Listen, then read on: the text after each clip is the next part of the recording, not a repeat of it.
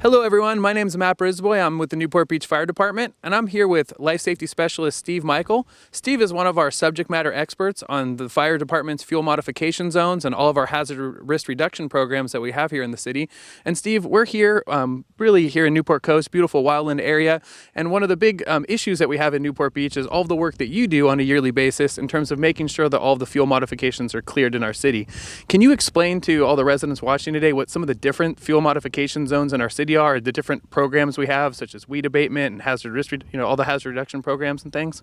Yeah, we have 3 different types, and it's hazard reduction, fuel modification, and weed abatement. And weed abatement is typically all throughout the city for lots that have weeds that could become a fire hazard. Fuel modification zones are places like this where they have 4 different zones, A, B, C, and D, and they're progressively, the fuels are removed starting with the D zone, and it progressively gets less as it gets up to the top of the structure. So Steve, we're here in Newport Coast, and this is a fuel modification zone. Can you explain the difference between a fuel modification zone and then the hazard reduction zone, I believe is the right terminology? Yeah, the fuel modification zone has, it's more restrictive in that there's less fuels allowed, and there's different types of fuels. Like for the fire resistant plants are required, and when they build it, it's any type of more fire prone species are removed and replaced with fire resistive. So Steve, with all the wildfires going on throughout Southern California and Northern California these last couple of years, this is a really big topic. And here in Newport Coast, we have 26 homeowners associations really up and down Newport Coast.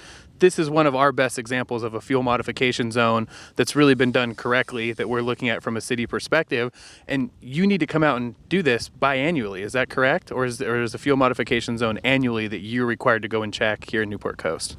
Well, they're supposed to be maintained at all times. We check them twice a year in the spring and in the fall. And we come out and we check every the 26 HOAs and make sure that they're compliant.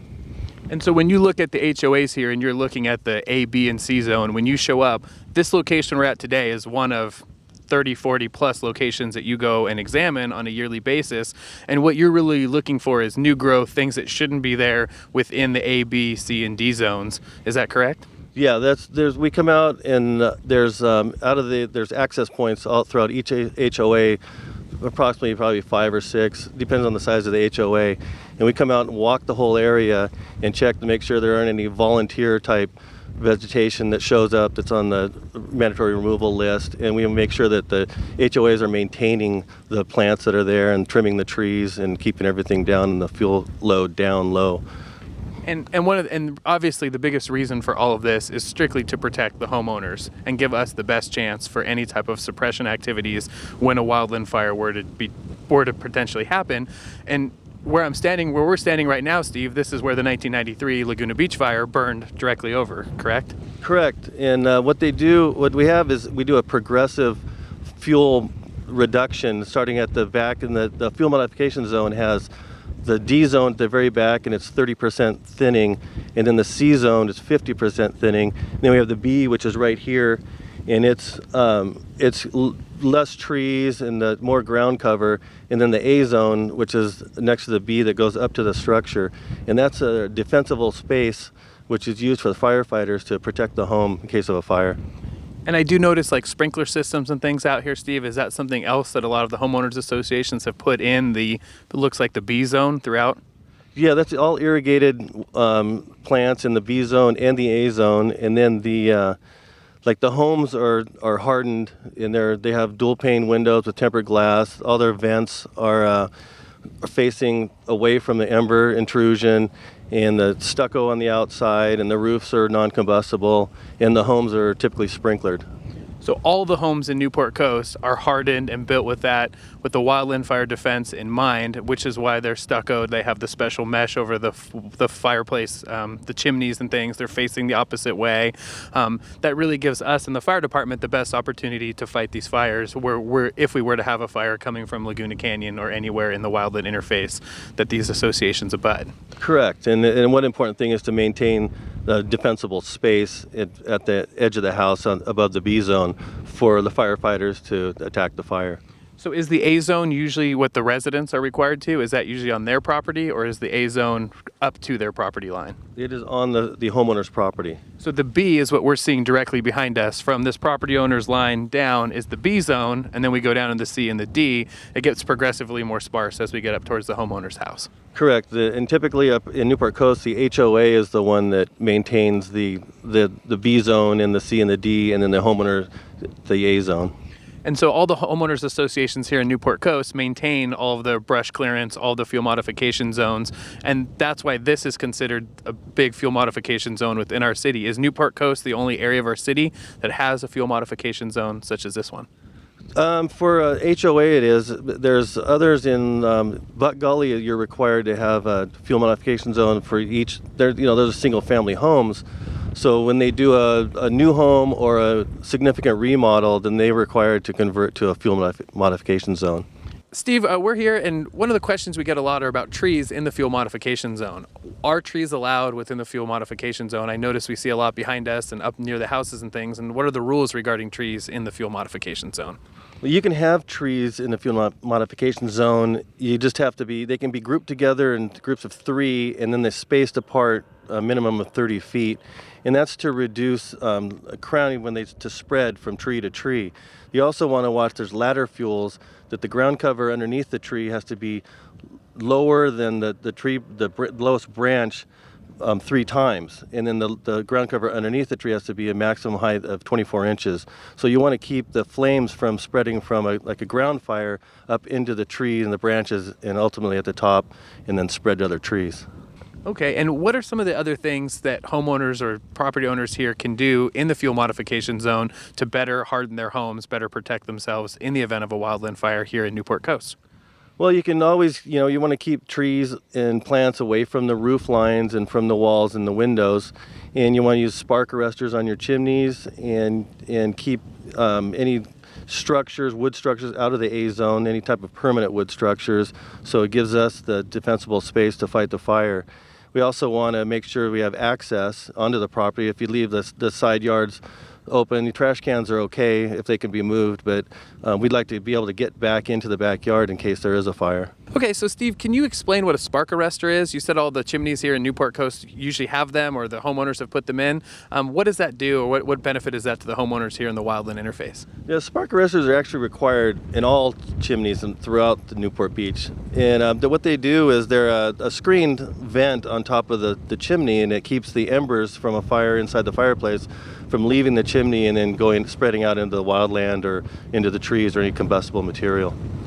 Okay, great. Well, thank you all for having us here in Newport Coast. We're going to take you now down to Buck Gully and show you a different program here in the city that Steve also manages with some other complexities down there. All right, everyone. Well, we're down here now in Buck Gully in Corona del Mar, and we just came from Newport Coast where Steve really explained what a fuel modification zone was, and now we're down here in Buck Gully where this is considered a hazard reduction zone. And Steve, just coming right when we got down here, you immediately noticed it's a huge difference in terms of the number of vegetation and the trees and everything that's going on down here.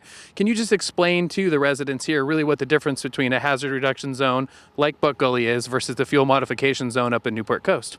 Yeah, hazard reduction zone goes out 100 feet from the structure, and the requirements for thinning are less, and there's existing trees that were allowed to be to remain, and there's fire-resistant plants that have to be planted new.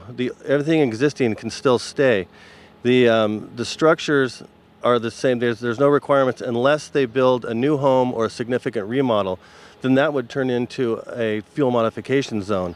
But as you can see, compared to like the fuel modification zone that we were at before, in here there's still a lot more vegetation. And that's because the restrictions were less and the grandfathered in when it was at the time that the municipal code was adopted. So, Steve, what we're looking at behind us here is all privately owned property that abuts both sides of the canyon here. And is that really one of the challenges that when you mentioned that these homes have been grandfathered in, that what was there when it was grandfathered in has been allowed to stay? And that's what we're seeing today. And that when new homes come in and they level the home and they do a significant remodel of over 50%, that they're then required to follow the rules of the hazard reduction zone or the fuel modification zone and do significantly more than they were prior to them being grandfathered in. Yeah, that's correct. And if they have, then they only go out 100 feet. If they have got a 200-foot depth lot, they're only required to go 100 feet.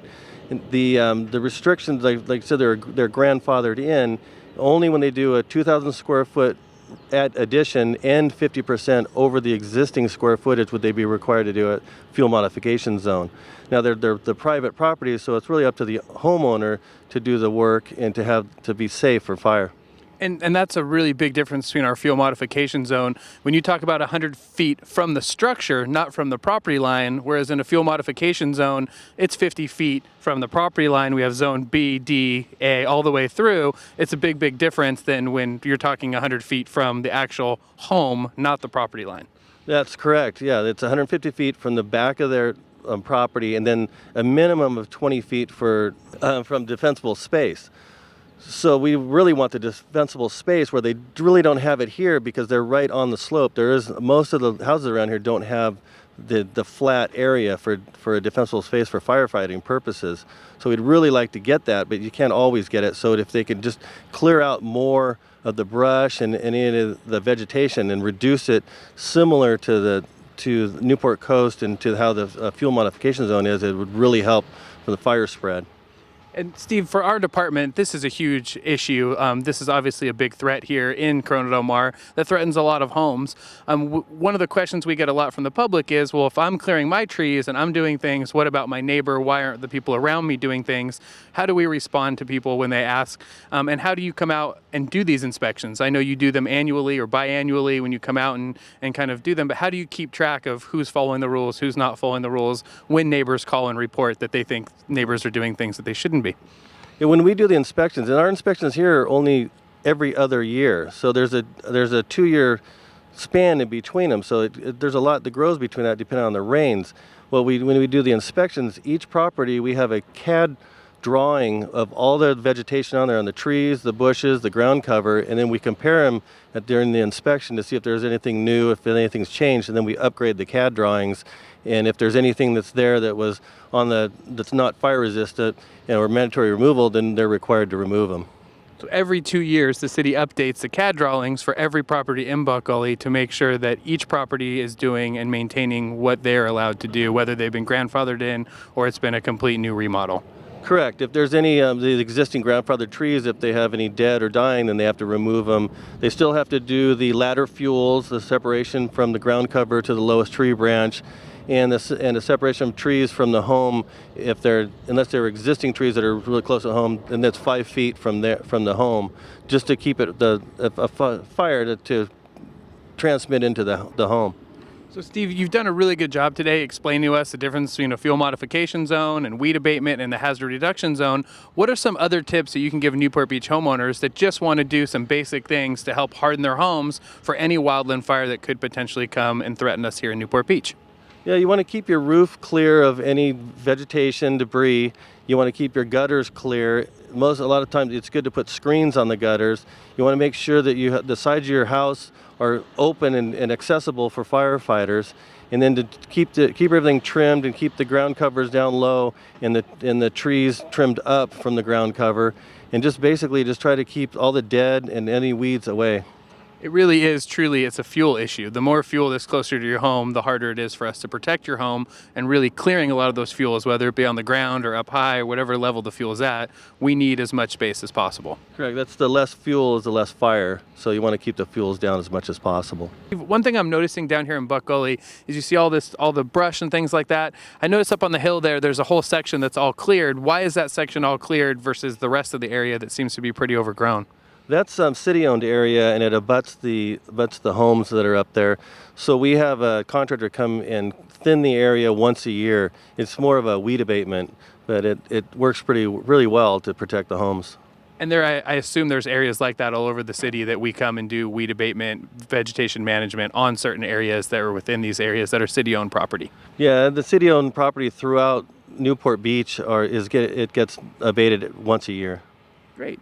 Well, thank you all for being here with Steve and I today. We hope you enjoyed this episode on our fuel modification zone and our hazard reduction zone here in Newport Beach.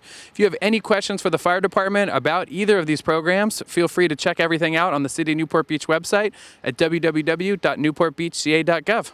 Thank you.